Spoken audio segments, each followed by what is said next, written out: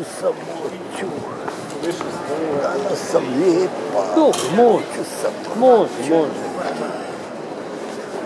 Aha, ma nema frke, ma ne, nećemo mi onda danas niš previše, pa ti sam eventualno pohvatiti. Dobro, nema problema. Nije frka. Halo? Može, nema frke.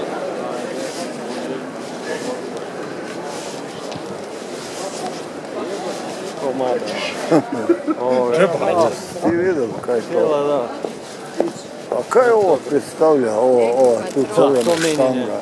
Da, ono Krdarića, to je kao taj neki manga. Munja. Munjara. Pa malo da, onak neki moderni Ne, to je moderna pišavnica za cucke. Da. Jer to stalno psi zapišavaju jedno. Evo, jesi vidio kako su ovi stupovi ruše na nasipu? Kako su svi ono zapišani jedno. Da, to je to. I onda korodira dole. Da.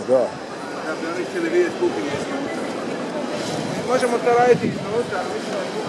Trebalo negdje voda i možda malo neki onak.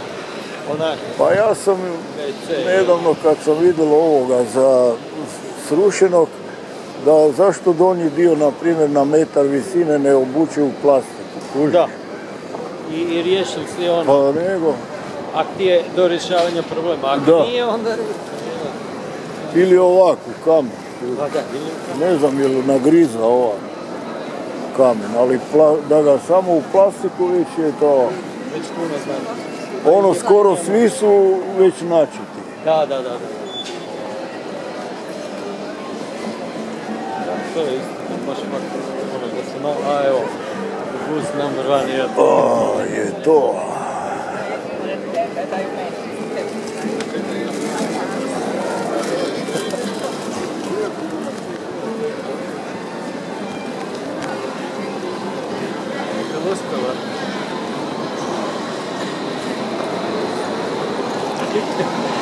Ajde, dođi.